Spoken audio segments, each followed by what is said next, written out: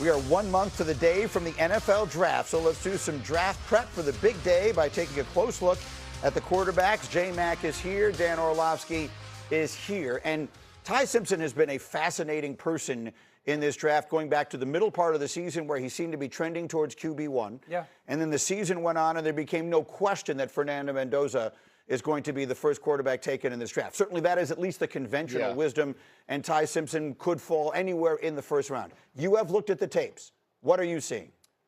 I think Ty Simpson is QB1. I think Ty Simpson is the best quarterback in this class.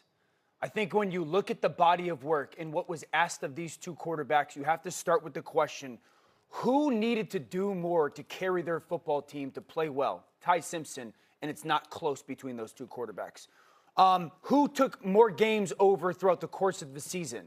Ty Simpson. It's not even close. And if we're asking, like, okay, we're trying to see what you are as a player in college and what you're going to be asked to do in the NFL and what translates, I start with what do you do in moments of panic with the football? Because that's really what separates good to great. I would tell you that Ty Simpson is more consistent in that regard. There's not a ton of moments of panic out of Fernando Mendoza. And then there's moments when he immediately drops his eyes and becomes a runner. Ty Simpson more consistent in that. What guy was asked to do more NFL throws? When I say NFL throws, I'm talking 15, 20, 25-yard in routes, crossing routes, deep corner or sail routes. Ty Simpson, and it's not even close in that regard. Downfield throws, the posts and the goes, I think they're close. Mendoza throws a lot of go routes, and he's good at it, but I think they're close. RPO, get it out. That's predominantly what Mendoza's offense was. Right. And then I think throwing on the move, they're both relatively equal. So when it comes to moments of panic and big throws, real NFL throws, I think it's clearly Ty Simpson. So it is, I mean, to be clear, this will get a lot of attention that you feel this way because you are, at this point, I think, one of the people whose opinions on this stuff matter the most. And everyone has their opinion, and this is certainly going to be an unconventional one. But you're comfortable saying if you had the choice between the two of them, you would take Ty right now. I would much rather have Ty, and I like Fernando Mendoza. This is not to slight Mendoza. Yeah. I would rather have Ty Simpson at the 15 to 20 range than Fernando Mendoza at 1. And it feels like that's the way that it is trending. Can I ask you a question just on what you're saying?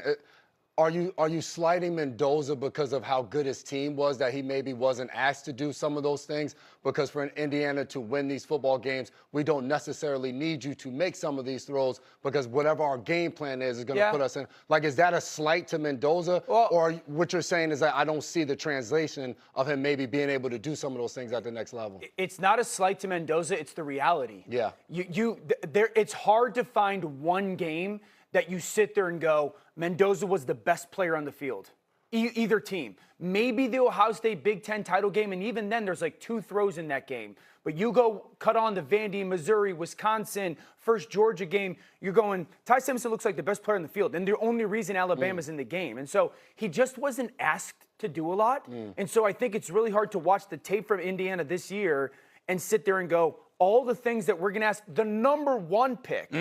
The number 1 pick to do, there's just not a ton of examples of it. Let's roll the tape. You have tape put together for it. Let's take a look at it. Yeah, I think when it comes to those NFL throws and seeing NFL defenses, Simpson's great. Up top, double post concept. We're down in the red zone. Safety to the right side of the screen. Ball has to come out right now. It's got to be put on that guy's face. J-Mac, you know that's an NFL throw in an NFL window. Absolutely. You go against Georgia. This is great. Operation at the line of scrimmage.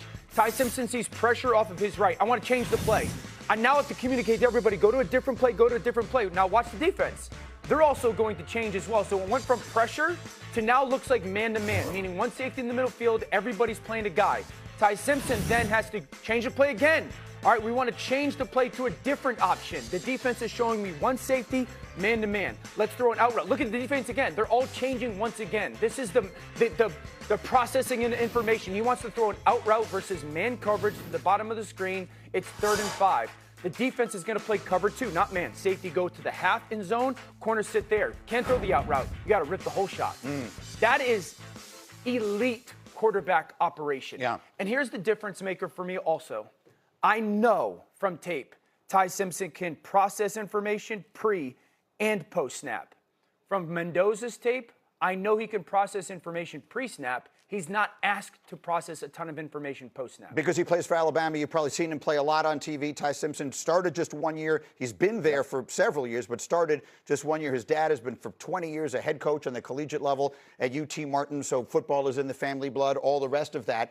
There isn't any question. I see the question on the screen. I mean, in every single person that you talk to says Mendoza's going to go number one. That's not the conversation that I think we're having. The conversation that I think we're having is, do we think Ty Simpson is suddenly going to become a player where he goes and play a lot earlier than we thought? People who root for the Jets all seem convinced he's going to be there at 16. If he was 6'4", the Jets would run to the podium. That's okay. Two. So Mel Kiper has said to me a million times, if Russell Wilson had been 6'4", he would have gone in the top 2 of that draft instead of in the third round. I get that. And so size is a factor in all of this stuff. What do you think, J-Mac, as far as how early we might hear his name called in the draft? See, I love the thought of the Jets drafting him at 16. Dan just said that. He talked about 15 to 32 in that first round. If I'm the New York Jets, you look at their situation right now. You just brought Geno Smith back to the New York Jets. You have a veteran in the room at that quarterback position. That buys you a year or two for a quarterback like Ty Simpson, who only had 15 starts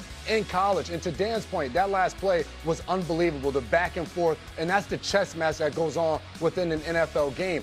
You give him time to develop and learn from a veteran quarterback while you're building a team and an infrastructure around the quarterback position. You're now setting him up to succeed. So I think the traits that we've seen from him in college allows him to get drafted to a team in a situation like the Jets, who have a veteran quarterback, and allows him to continue to grow. I agree with the Jets, and I've said, if you're the Jets and you take him at 16 and all of a sudden you don't like him, you got 3 ones next year to address the situation again.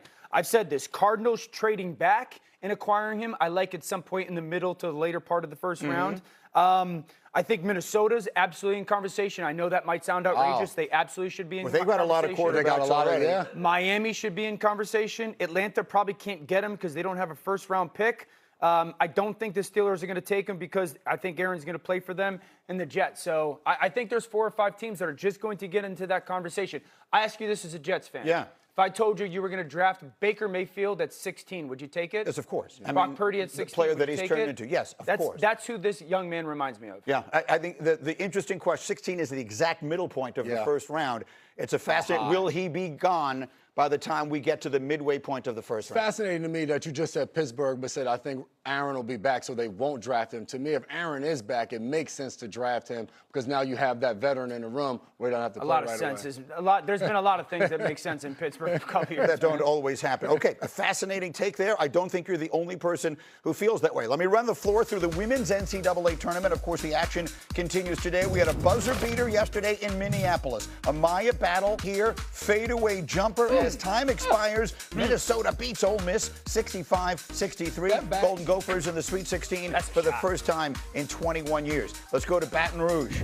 Flau'jae Johnson scoring 24. Number 2 seed